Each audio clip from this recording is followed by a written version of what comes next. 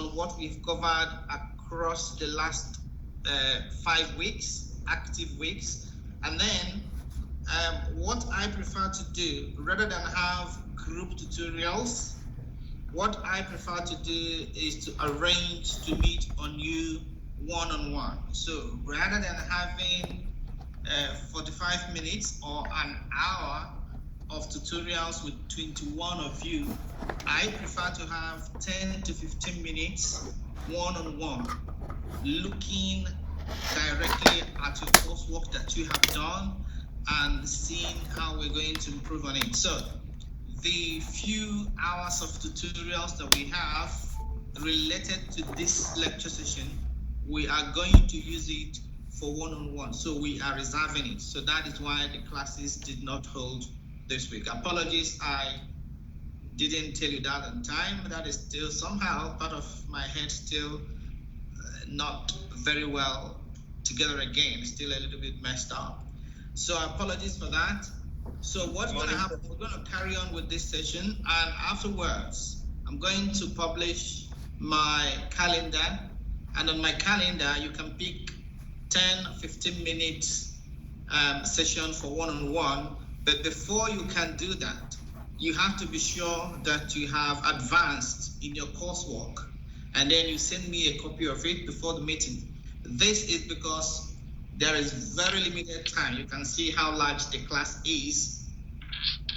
There is very limited time, and you have only 10 minutes. You can't have 10 minutes and another 10 minutes and another 10 minutes. You can only have one, unless your friends, your classmates are not interested, then I can offer you a second one. But if a lot of us wants to have the one-on-one, then you can only have one. So please work on your coursework.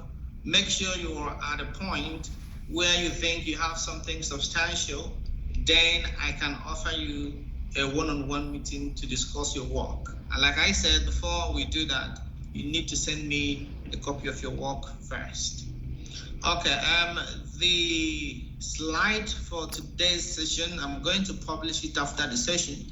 It's not much, it's simply a recap of the lessons that has been covered in the module. So what we're going to do, we are going to do it upside down.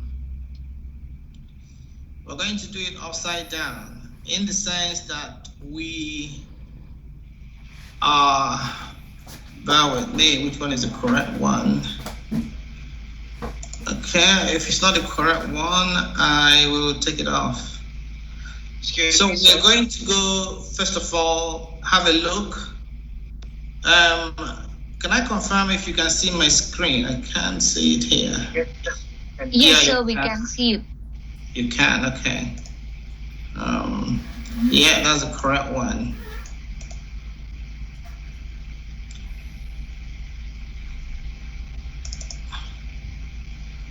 Okay.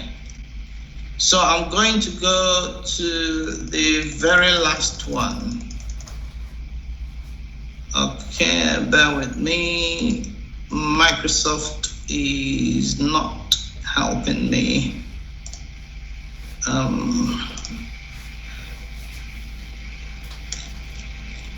Okay, can you confirm for me which slide I am on now? Can you see a diagram?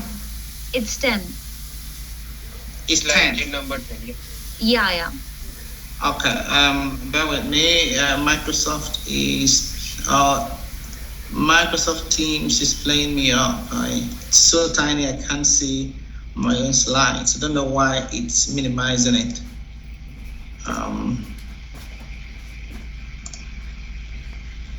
Okay, that's better now. Okay, so this is our coursework. I believe most of us already understand what this coursework is all about. Bear with me, see if I can record. Okay, just for your information, I have just started recording. I hope it works. So we're going to quickly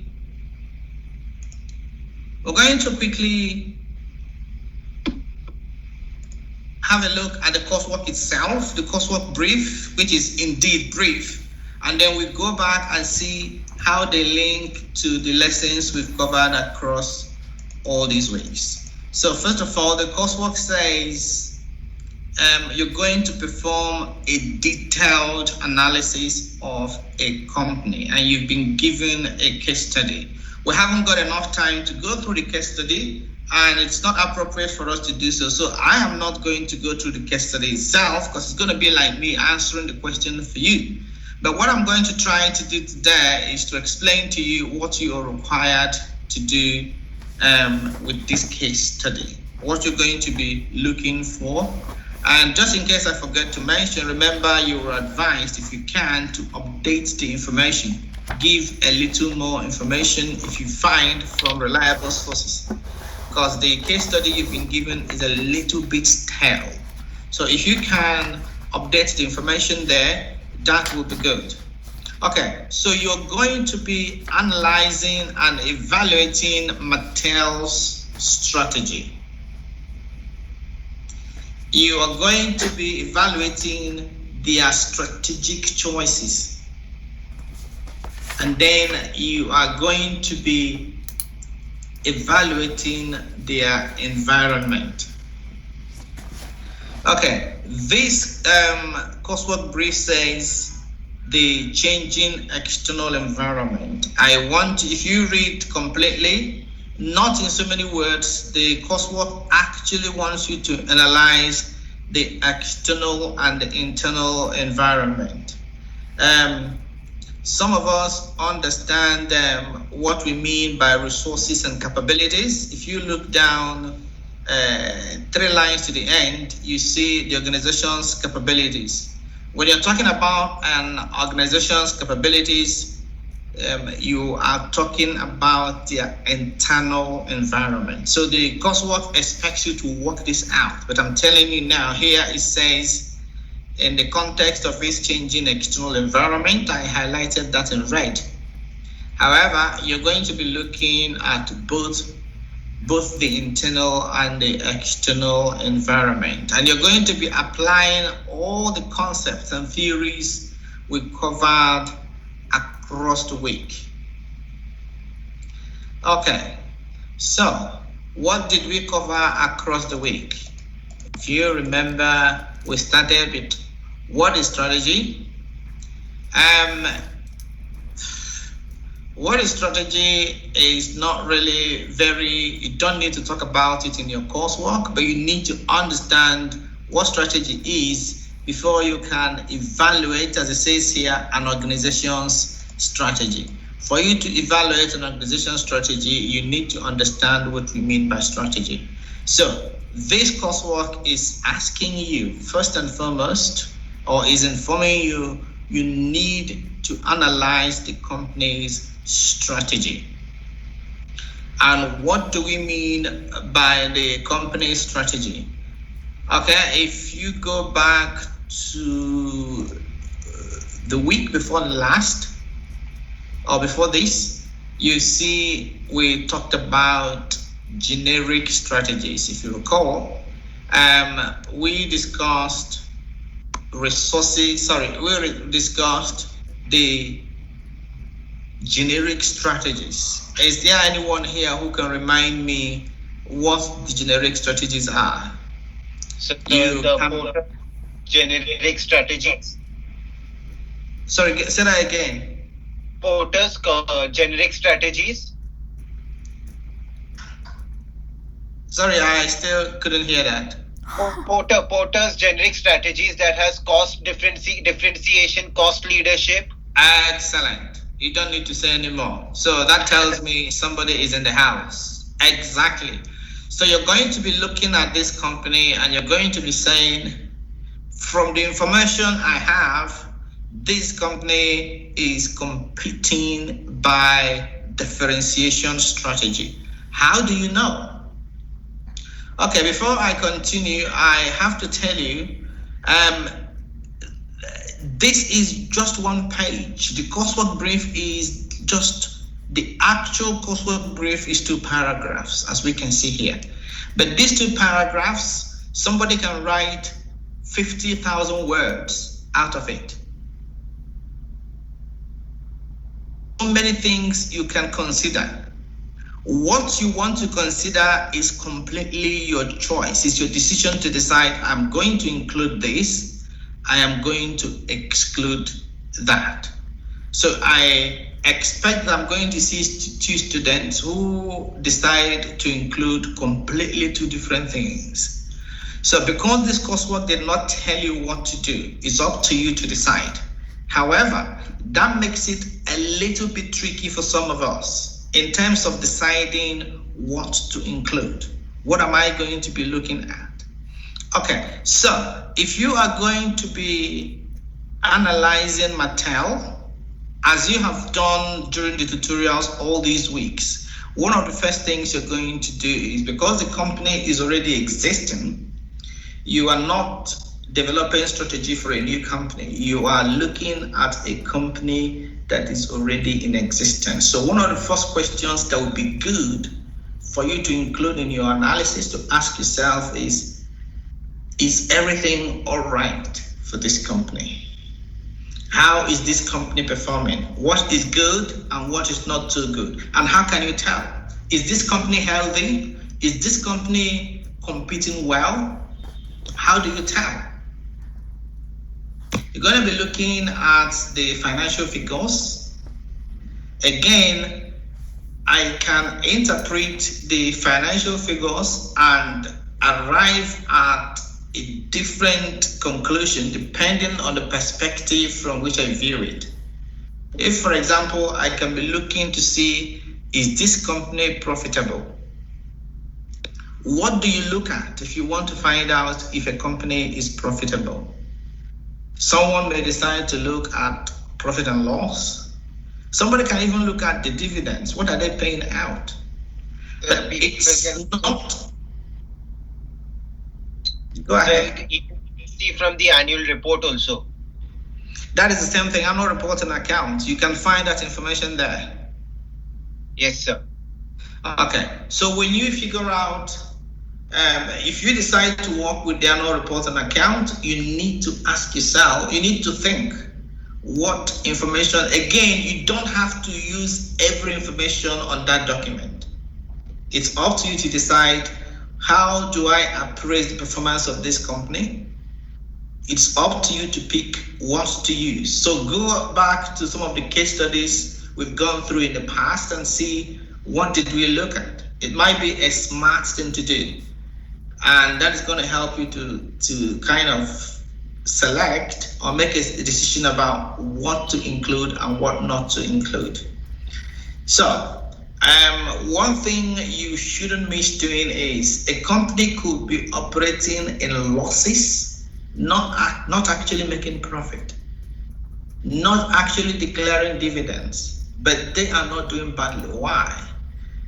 You may have to compare this company. It's good sense, it makes sense to compare the performance of this company with the performance of similar companies within the same industry. So if you think of the industry's average, you can now ask yourself, is this company performing above or below average? So if everyone within the industry is sharing a dividend of 20p, if Mattel is sharing 21p consistently every year, what does that tell you? If they are sharing 18p consistently, what does that tell you? If they shared 12p and then 15p and then 16p and then 18p in the fourth year, whereas everyone else is at 20p, what does that tell you? It could be that they are actually doing better, because if you plot a graph, you find that this company is coming up, even though they haven't reached the average, they are on the way up, while others have already settled down. What does that tell you? So it's up to you how to look at it and how to interpret it. So you're now going to decide first, not necessarily first and foremost, but if I am going to do this coursework, this is where I'm going to start. I'm going to convince myself, well, this is how this company is performing. And then before I now start asking myself further strategic questions, such as if you look at the coursework brief tells you to consider their strategic choices. So, in terms of strategic choices, I think we covered strategic choices at some point. What are the choices available for this organization? It could be extending the analysis apart from the generic strategies. You're going to be looking at one thing you can do if you decide to go beyond the information you've been given in the case study. One thing you could do is to look at recent news, recent reports about the company, and pick out key strategic decisions they have made recently. It could be that they have gone into a merger with another company. It could be they've acquired a few other smaller firms. It could be that they've gone into joint venture. It could be that they're going into completely new industry. Again, for you to make sense out of this information, you need to know again what is strategy. Like I said, this coursework doesn't expect you to start defining what strategy is, but it requires you to know what strategy is. So, you are looking for strategic decisions that are going to shape the future of this company. We increase salary for our workers. Is that a strategic decision? Is that going to shape the future of this company? The chief executive has resigned, maybe. But then we are looking for key strategic decisions. Think of it. There are decisions that is going to change. If you decide to, after lectures today, to go shopping at Sainsbury's, it's not going to change your life. It's not going to change your future. But if you decide after studying an MSc at Southampton, I'm going to go ahead and pursue a PhD, you can see that this is a strategic decision because it's going to change your future. So think of an organization. Is the decision you identified in the news or recent report, is it going to change the future of this company? If it's going to change the long-term future of this company, then it is a strategic decision. And you're going to be thinking, what does this mean? So, the coursework brief says, consider some of the choices the organization appears to have made. So this is where you're going to be asking yourself, how does this shape how the strategy of this company? What is this company planning to do? What are they hoping to do? How is this related with their current performance? Are they trying to move to become the market leaders? Or are they trying to draw back and be followers? Again, there is no correct answer. There is no incorrect answer. It's all about what you are able to identify and how you interpret it. All you're trying to demonstrate is, I know strategic management. I understand what this means for companies. So do not worry too much about this. So long as you identify something that is strategic and you give it a correct interpretation, you should be all right.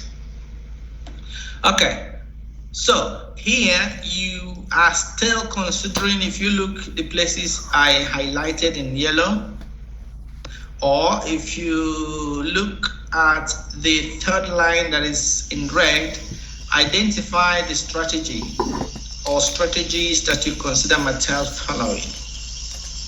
It could be complex. It may include different levels, and that is exactly what I mean. And that is why two of you in this class may pick out one item and look at it differently, because there are so many dimensions to it. So the key considerations kind of the basic things you need to pick up here is the Porter's generic strategies. How does it apply to Mattel? And everything you're saying, you're going to include an evidence. If, for example, I decide, well, Mattel is following a cost leadership strategy, or Mattel is a focused cost strategy company, what evidence, what do I have in hand that made me to make this conclusion? So it all depends on what you uncover. There is no right answer, there is no wrong answer. You are only going to be wrong if you pick the wrong evidence. For example, Mattel sold 20 million in 2020, and in 2021 they sold 25 billion. Therefore, they are following cost strategy.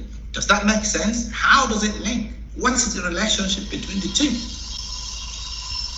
But then if you are saying, well, I'm looking at their cost, the cost of production, and comparing this with other companies in the industry, I find that their cost is actually the least.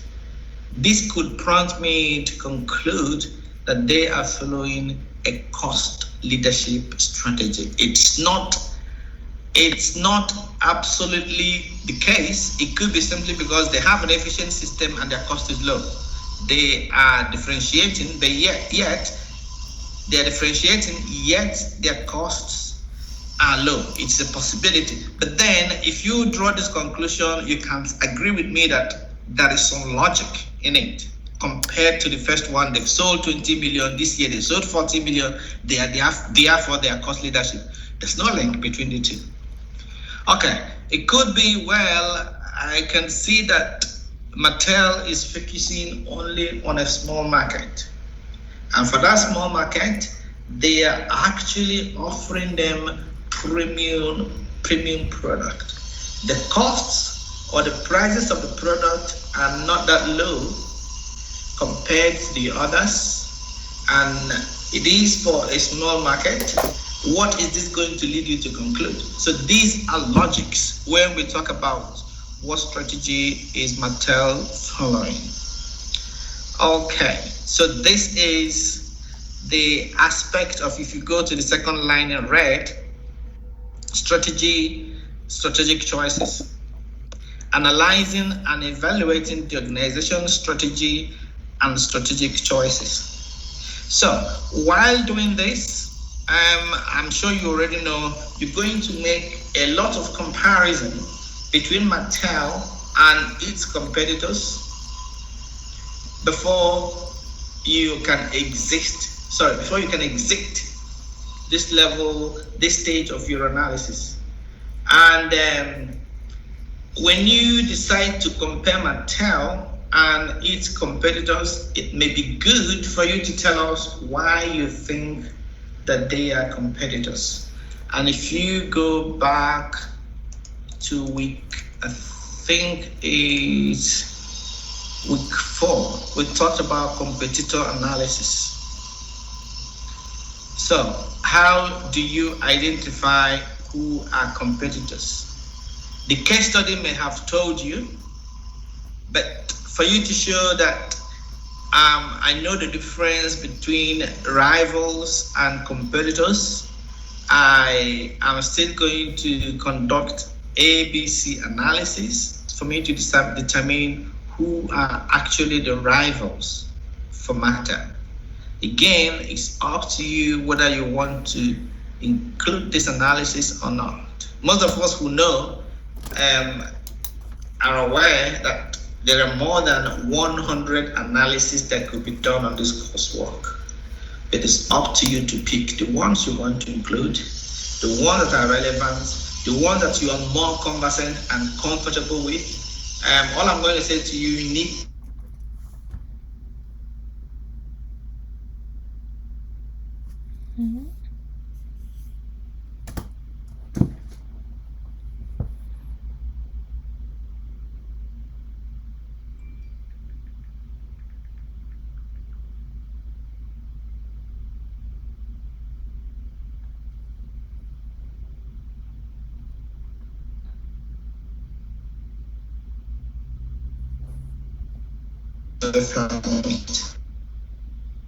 basic analysis, it could be a problem for you. Okay. If you go to the second line again, the very last point is said the changing external environment. I would prefer to change it to the changing environment so that I can include the internal and the external environment. Talking about the external environment, I think we already know from our previous lessons. We talked about the internal environment and the external environment. Okay, let me pick it up here. So I'm sure we understand the elements of the external environment. I think that is week 2. We have the internal environment and the external environment. The internal environment is all about what the company owns, resources, what they know how to do.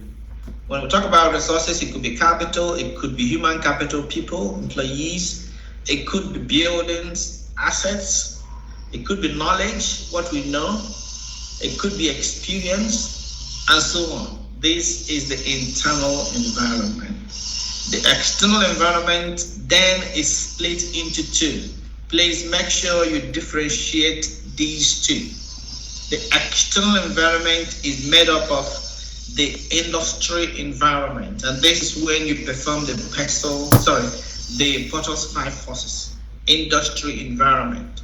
You need to be clear about this. If you mix it up, very often you're going to lose a lot of marks because it kind of suggests that you do not understand fundamental things. So it is fundamental that the external environment has 2 elements, the external and the internal.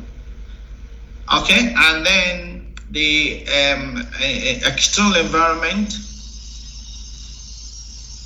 the business environment has 2 elements, the external and the internal.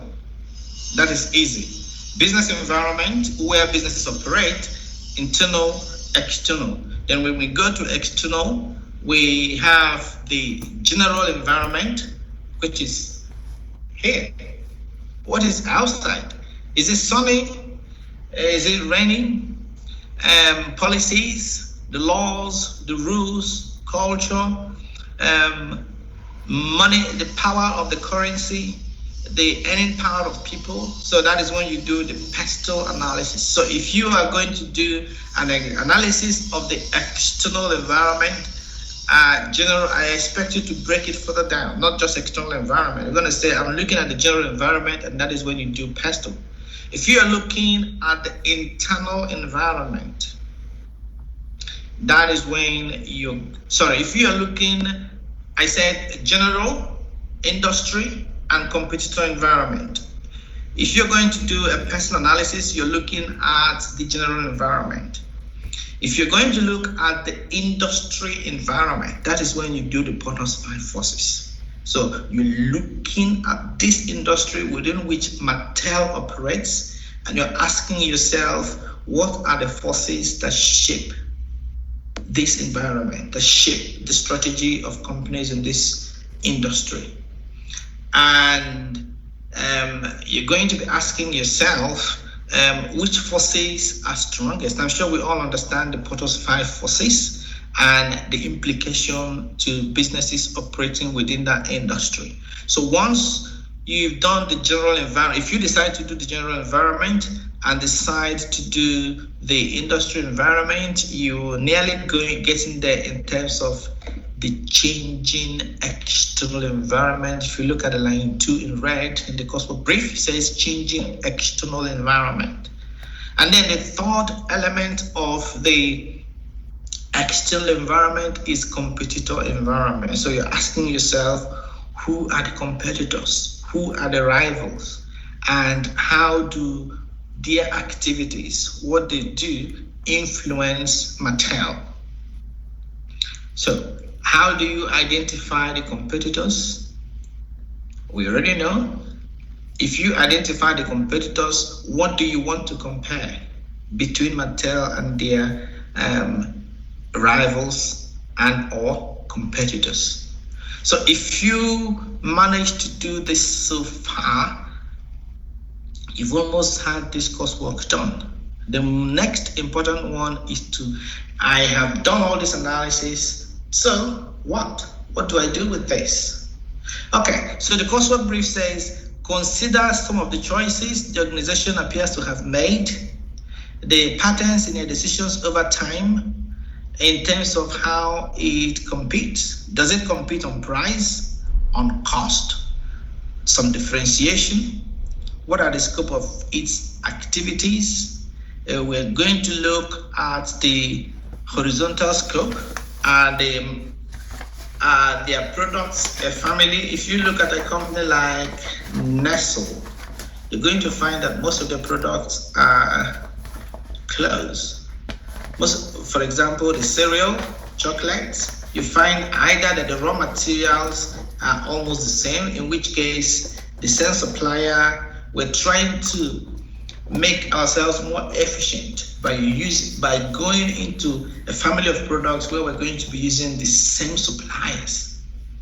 So I have 10 different products, but the raw materials are almost the same. So the same companies' logistics is cut down. The same companies are going to be supplying my raw materials. Some other company may be completely spread out. And there is a reason for each of them. If you follow the model, the model, there's a reason for companies to decide to stay together, strategic fit.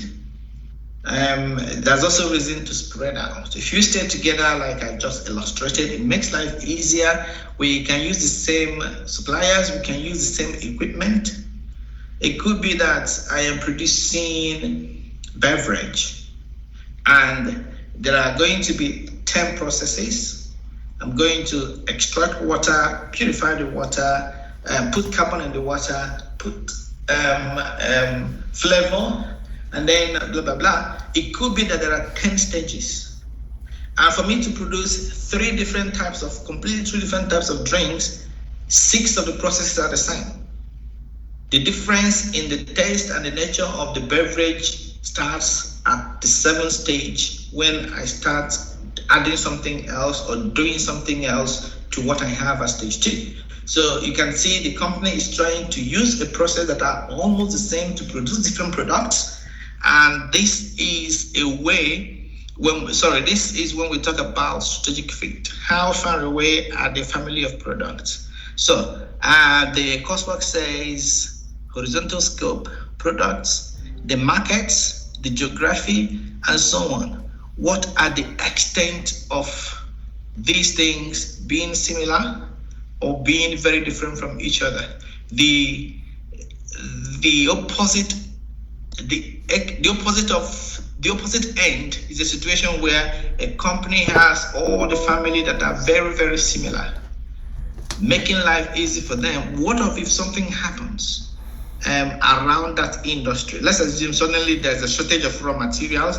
Let's assume everything we're producing includes wheat and sugar and let's say carbon dioxide. And suddenly there is a shortage of sugar in the whole world. You can see that the company gets into very big trouble. So somehow, if you uncover this in your analysis of Mattel, this is the kind of recommendation you're now probably going to be making. The family of the products are too similar, and I think it's risky.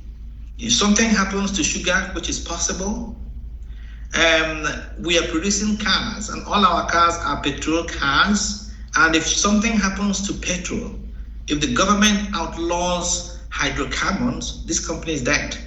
So it might be good to invest in something that's got nothing to do with hydrocarbons. It might be good to include a product that has nothing to do with sugar, so that if anything happens to sugar, we're still in business. So this could be a recommendation. It could be it could also be the opposite. I've uncovered that the diversity of your product is causing a high level of inefficiency for this firm, I could be making a recommendation. Well, I can see that product A, product B, and product C can be tweaked a little and brought together and kept as one family, and that is going to mean that you're going to have one supplier supplying all these materials and so on. So this is what this coursework is talking about here. Okay. Professor, so I we've had talked about yeah.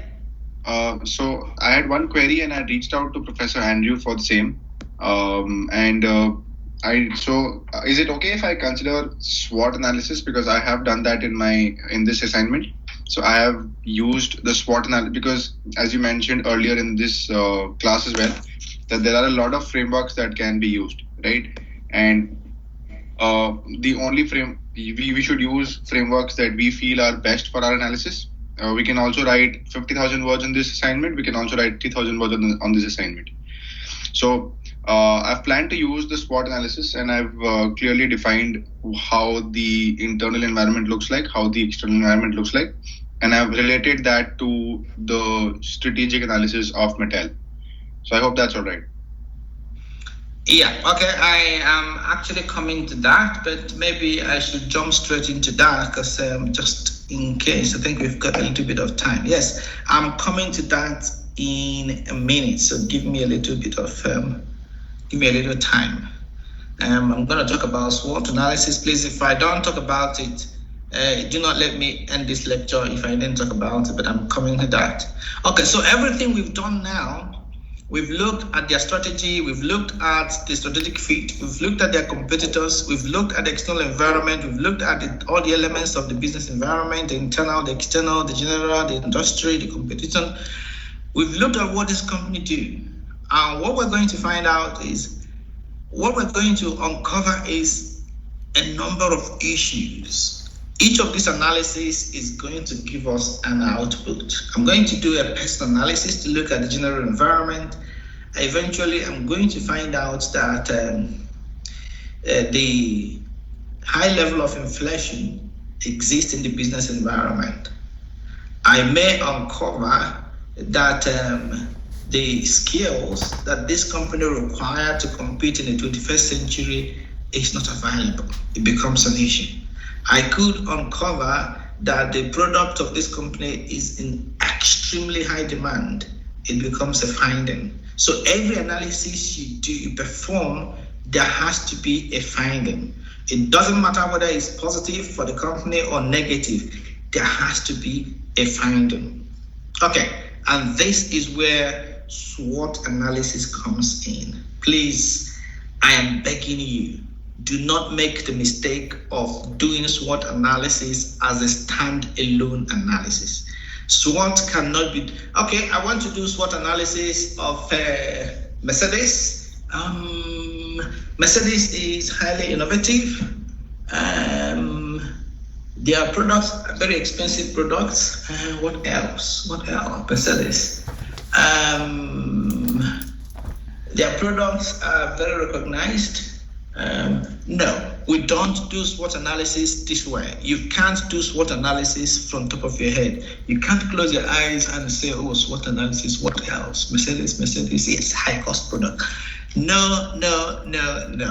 So you can see I'm placing emphasis on this. If you make this mistake, you're telling whoever is going to mark your work, I don't understand strategic management. This is one way of saying I don't understand strategic management. You cannot do SWOT analysis on its own. Okay, but from the question you've asked me now, I think you understand what SWOT analysis is. You've done all this analysis, you've made all these findings. I've identified, when I did PESTLE, I uncovered 10 issues. When I did POTOS 546, I uncovered 3 issues. When I did resources and capabilities audit, I identified 6 issues. What I'm now going to do, I'm going to list all of them, short list, very simple. Number 1, number 2, number 3, number 4, number 5, number 6, 60 things I uncovered in all my analysis. I have them on a list. So what I'm going to do next is, okay, number 1, when I did the pest analysis, the first thing I uncovered was that there's a high level of inflation. I'm going to ask myself, is this a threat or an opportunity for Mercedes? If I think that it represents an opportunity, I'm going to go to my SWOT table under opportunities, and I'm going to say under opportunities, I'm going to say number 1, high inflation. You can make more sense by saying a kind of giving yourself a hint why you think it is an opportunity.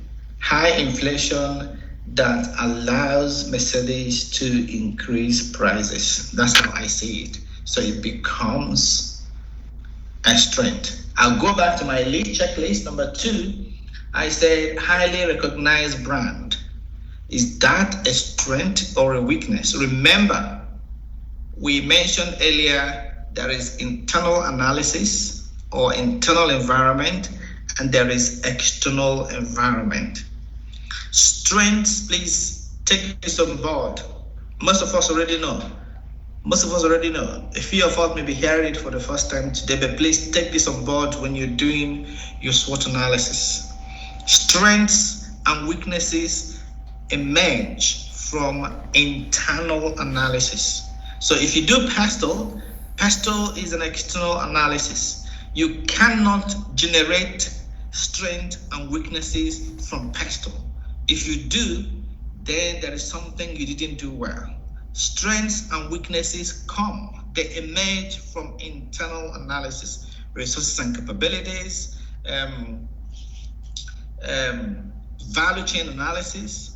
This is going to give you strengths and weaknesses. External analysis like PESTLE, SWOT, competitor are going to give you threats and opportunities. So if you found something from Porter's 5 forces and you put it under strengths and weaknesses, something is not right. Anything from any external analysis is going to be either an opportunity or a threat. Anything from internal analysis is going to be either a strength or a weakness. So I have a checklist of all my internal analysis and all my external analysis. Now, what I'm now going to do in terms of SWOT is to decide all the external analysis. I'm going to be saying this one is a threat, this one is an opportunity. Number 4, high luxury, blah, blah, is a strength or is a weakness. Low purchasing power of consumers, is it an opportunity or a threat? So eventually, I have transformed a checklist of 60 items into a square table of the same 60 items, but now each one is either a strength, a weakness, an opportunity, or a threat. Nothing in that SWOT table should come outside the analysis you have done. Anything in that table must come from one of the analysis you have already done. If you do it this way, you're telling whoever is going to mark your work, I understand strategic management, I understand what SWOT is used for. SWOT cannot be used on its own. You cannot sit down and say, oh, I'm doing SWOT, so what am I going to include? What am I going to include? No. SWOT, you're going to be lifting it from your analysis and putting it in SWOT. I lift, I drop. I lift, I drop. I hope we all get that. So in answer to your question, you can use SWOT analysis. In fact, I expect all of us to do a SWOT analysis. We're going to use SWOT to summarize all our findings. And this coursework talks about recommendations. You're going to make recommendations. And one good way of making recommendation is translating the SWOT analysis into the TAOS analysis. You're now telling the company, you have a strength in this, and you have a weakness. You have A is a strength for you, B is a weakness for you, you can use B to solve the problem of A. So it's almost like mapping. Okay, I live far away from the university. This is, let's assume, a weakness, because it's a resource. Being close to the university is a resource. I live very far away from the university, so this is a weakness. However, in the area I live, the internet speed is fabulous. Somebody can say, okay, because the distance between you and your university is a problem, use your strength, which is high-speed internet, to access the resources of the university, and that solves that your problem. So I'm using my strength to deal with my weakness. I'm using an opportunity, I'm taking advantage of an opportunity I have to kind of cancel the effect of a threat that I'm facing. So if you understand SWOT analysis, you're going to be, TAOS analysis, you're going to be seeing something like S1, O2. Use strength 1 to deal with opportunity 2, O2. You're going to be seeing things like W1, S2. Use the weakness, use the strength in 2 to deal with the weakness in 1. O2, S1, and so on. And this is where it really, if you know what you're doing, this is where your coursework becomes interesting.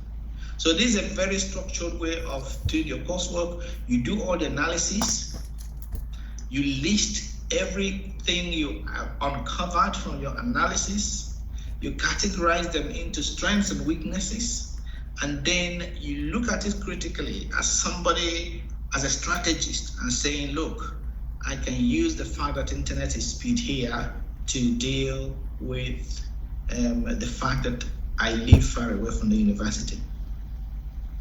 I can use the fact that I think this is something I personally did as a student years ago in the secondary school without knowing. My memory is terrible, even till date. I haven't got a fabulous memory. I struggled. It took me a while to understand, to load the times table into my head. 6 times 5, blah, blah, blah. It took me ages to put into my head. Okay, but what I did, because my memory wasn't fabulous, but my understanding was quite sharp. I look at something without anyone telling me about it, I can look at it and I pick out what it means, and it's going to stick. But if you now ask me, memorize this and tell me, I'm going to forget. So what I did was, because my mind was a little bit sharp, what I would do is, when I get mathematics, rather than cram the formula and how it's done, I'll go and derive the formula myself from first principles. So when I'm studying mathematics, rather than memorize how it's done, I try to understand the method. How does the original person derive the formula? So when I'm giving mathematics to solve, rather than trying to remember the formula, I derive the formula myself. So I'm using my strength in terms of my mind is analytical enough to understand things and figure it out, but memory is weak. So I'm using that to overcome my problem of poor memory. So this is what you're going to be doing with this organization. Your weakness is here. You're not very good in this, but you have this one in abundance. There is a way you can use this. You are highly innovative. I'll give you an example. This company is highly innovative, but then sales is low. So use your high innovation and focus on developing new products. Keep innovating, keep researching and developing new products. Rather than focus on marketing your current ones, you're not doing very well in terms of marketing, but if you develop new products, it gives you a chance. Or you may say, well, because your strength is that you're present in all the continents of the world, you have warehouses already. What you could do, but then you're weak in the UK where you're trying to compete. Use your strength and go all to different parts of the world. So it's all going to depend on what you uncovered. So SWOT analysis and TALS analysis is a very good way for you to summarize your findings and make your recommendations. Okay. Professor, I don't know if this makes sense. Just before you ask the question, I need a confirmation that this makes sense. If there's anybody who doesn't understand where SWOT and TALS comes in, please ask a question now. Yeah, it makes sense. Okay. So you've got a question, Deepak? Yeah, so I was asking, as you mentioned that the SWOT analysis cannot be a standalone analysis. It cannot, we cannot do a SWOT analysis based on the entire company, saying this is strength, this is weakness, this is opportunities, this is threat. That should not be done. That's clear. Coming to the next part, which is you mentioned the environment is divided into two parts, which is external and internal. External, we have general, industry, and competitor. So do we need to cover all three under external, which is PESTEL, POTUS, 5 forces, and the competitor analysis, or can we do any one to summarize the entire external environment? For most of us here, knowing the word count, doing all of them in detail is going to be problematic. So that's what I mean when I say be smart. So pick one you think you're going to do very well. Okay. Pick the ones you're going to do very well and only acknowledge the others. For example, I'm looking at the external environment from a TEL, and what I mean by this, I'm going to look at the industry environment, the general environment, and the computer environment. However, as a result of limitation in word count, my coursework or this coursework is going to focus on the internal environment and the industry environment, or this coursework is going to focus only on the industry environment. But do the one that's what I mean by being smart. Do the ones that you're comfortable with, and then more importantly, the one that is going to give you enough to highlight the level of your knowing, your knowledge. If you pick the one that they're going to say one or two things and it's done, it may work against you. So pick the ones that it's going to give you enough to discuss, enough for you to make sense of everything and make recommendations for this company, and only just acknowledge that you know that the others should have been done, but then I don't have the resources to do them. I don't have enough word count to do them, but I know that they should be done. I know that the process is 1, 2, 3, 4, 5. But then because I don't have all the word count, I'm only going to do 1, 2, 3 in detail, and I'm only going to mention 4 and 5, something like that. So I'm trying to be smart to make sure I manage my word count. So it's going to be impossible for you to do everything. Absolutely, yeah. All right, thank you. Okay, any other question? Okay, is there anyone here who is not confident about this coursework? Even after our session today, is there anyone who is not very confident?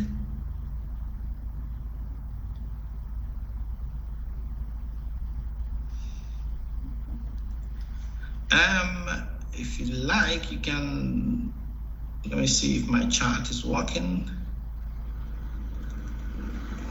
Yeah, you can send me a chat. If you don't want to say publicly, send me a chat right now, not after now. Professor, can we leave this call because I have another class going on. Sorry, I missed that again.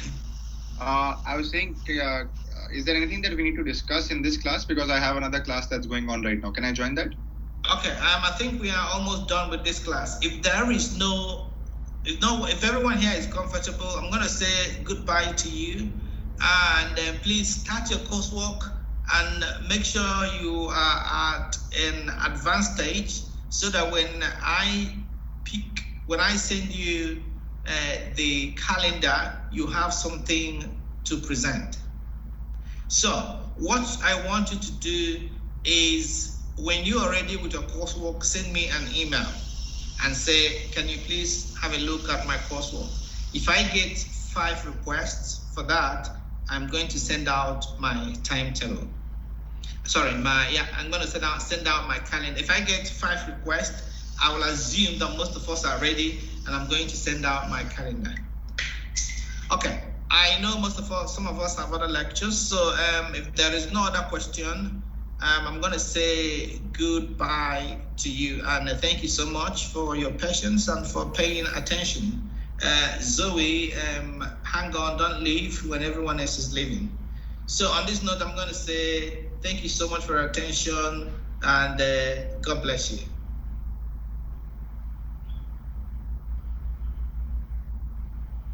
Excuse me.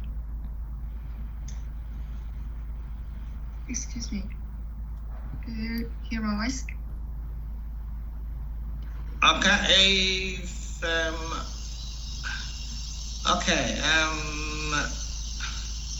Mangi. Yes. I have a question. If the Okay. source You're gonna give me 1 minute now. I'm going to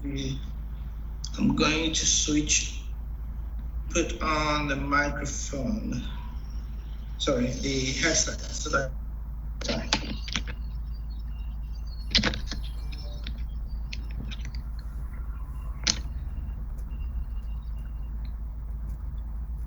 Okay. Yes. If the SWOT just concludes the internal and external analysis we did in our report, could we just make a table show the SWOT analysis because the word limits? I don't want to do further analysis in the SWOT. I do not have enough words to discuss SWOT. So I just make a table.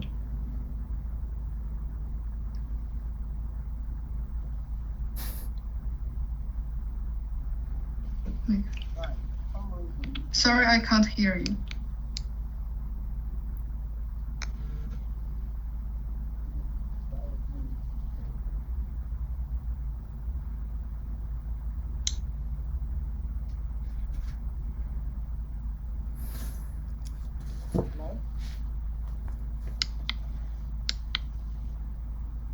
Sorry, sirs, we can't hear your words. Hello. Okay, I'm gonna turn this off. Seems like the second microphone is on.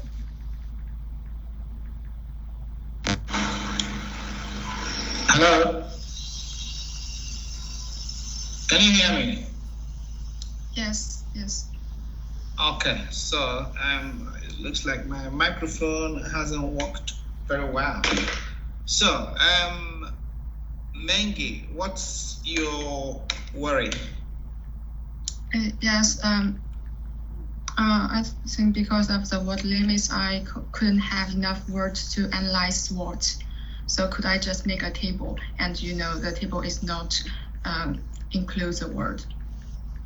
Yeah, you can make a table, but the words in the table also counts. But in a table, you don't have to talk so much. You can just use bullet points in the table. So you can use a table.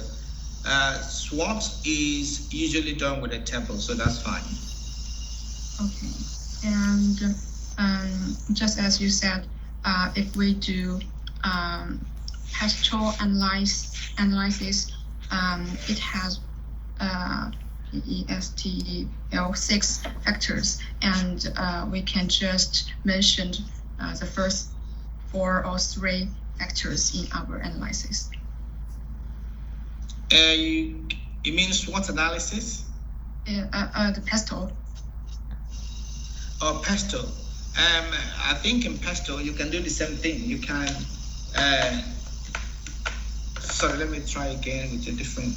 Can you hear me? Yes. Okay, this one works. Just mention the 4 or 3 factors in the pastoral analysis, not all. Sorry, I can't hear you again.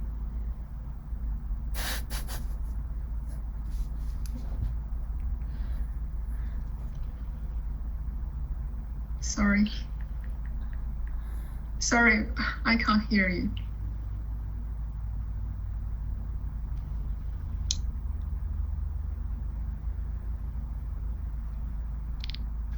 Sorry, sir. It looks like you just turned off your microphone.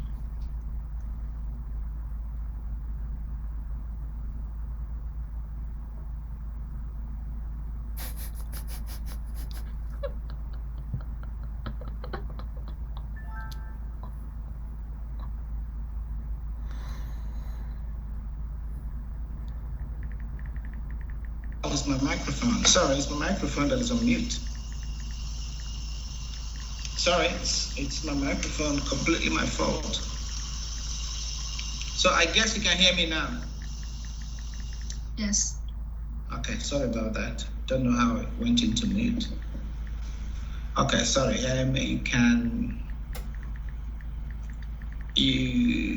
Pestle, you need to include all the elements of the pestle to show that you understand it.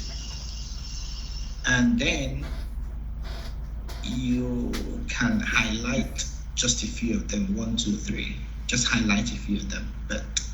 And when you make the table, make sure it is complete and populate all of them to show that you understand what each of them means. And you can only do 3 in details. Okay, I understand. Thank you. Okay. Any other question? Hi, I want to ask, generally, how many methods need we analyze the strategy? It's the decision for you to make, completely your decision. It's for you to decide. As many as you think is relevant to you, because the way you're going to look at it is different from the way anyone else is going to look at it. Yeah? Okay? At least how many we need to use? Like I said, I can't tell you how many to use. It's for you to decide. But if you do one for each of the analysis, you're probably on the average. The only thing I can tell you here is from the years before, on the average, most students do about 5 to 6 analysis. Okay, thanks. Yeah. Okay, any other question?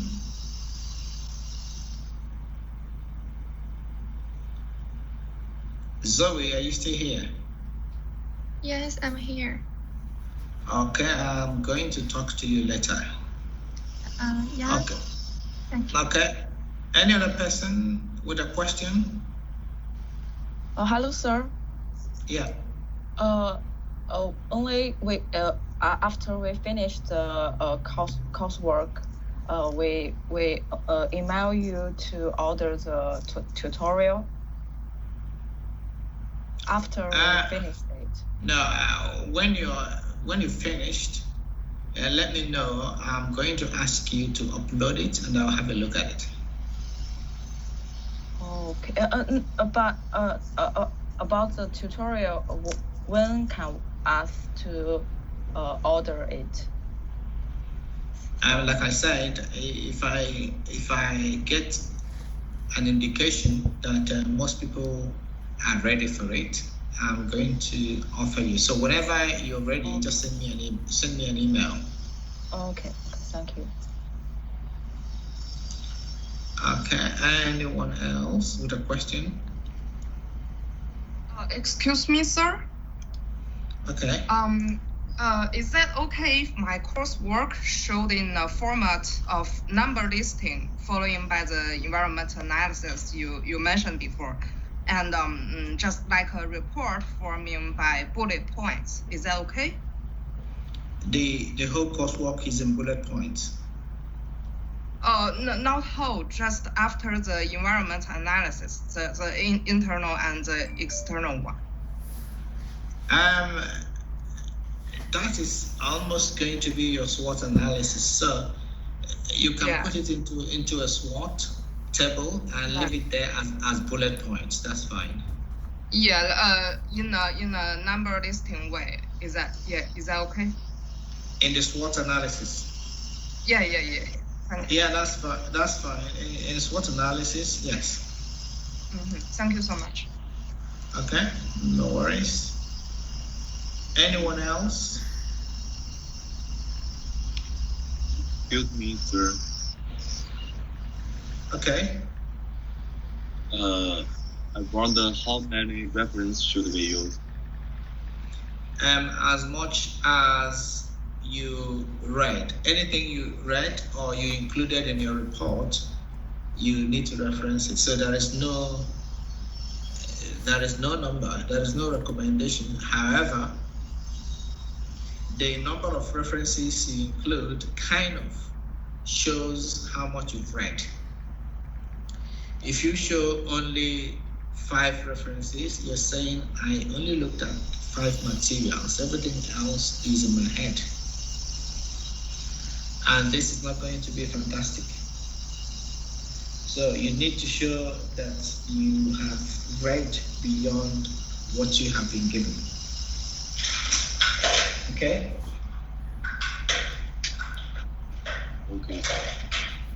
Okay, any other question? Hi, doctor. I have a question. Okay. Do you think we need to have a balance between academic journals and information from websites?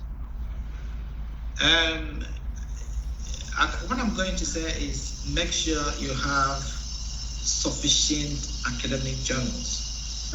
If you are getting information about Mattel, I don't expect it to be academic. Outside that, everything else I expect it to be academic. So for your work to be strong, there should be more academic references than general references. Okay, understood. Thank you. Okay. Any other question?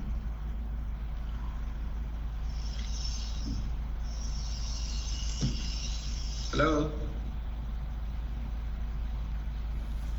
Any other question?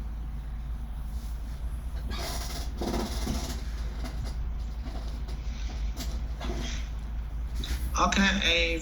Sorry. Yeah. Just can we use the annual report, or we only can use the case study? You can use annual reports, yes. Yes. So the annual report. So I can use the annual report what I found from the company. Is that true? Or is that right?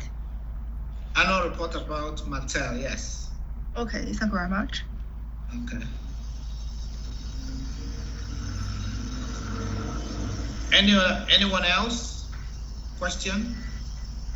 Okay, if there is no other question, I'm going to say goodbye to you now, and that will be the end of the session.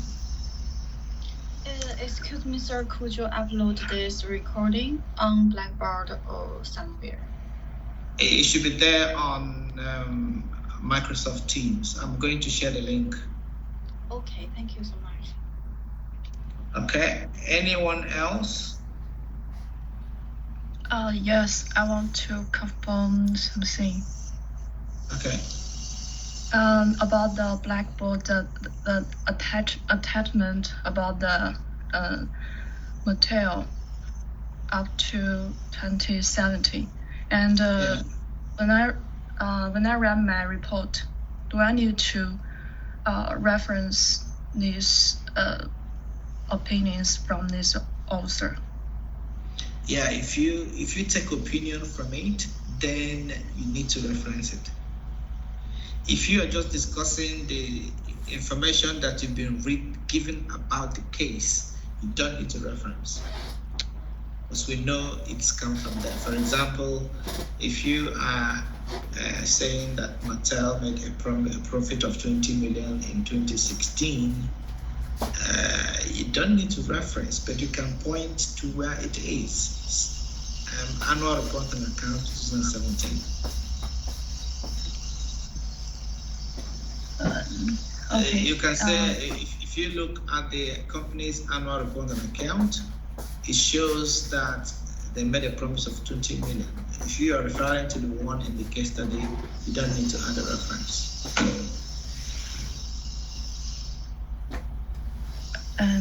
Okay, thank you. And about the update, I want to update this financial performance up to 2020, for example. So the previous financial report that I can just use them from the attachment. Yes? That's correct. If you update them from somewhere else, then you need to put a reference. Okay, thank you. And if I found another different opinions or informations that contradict with the previous attachment, and how can I do it? Yeah, that is wrong. If it contradicts the one that is there, then it rely on the one that you were given. If there's a contradiction, one of them should be wrong. Assume that the one you were given is correct. Okay. We should focus on the based assay. Yeah. Okay, thank you very much. Okay, any other question? Okay, Yes, excuse me. I want to ask a question about analyzation. When we do the Python analyzation, should we still use SWOT analyzation of the same part? SWOT is used to summarize what you found in the Python. So the answer is yes. Okay, thank you. Okay.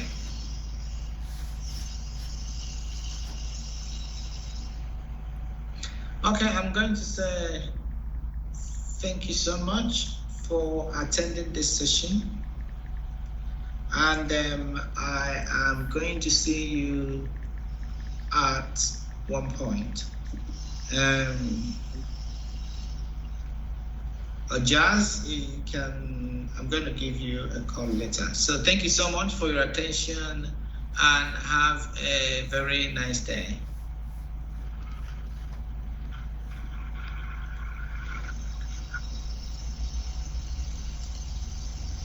Thank you. Okay.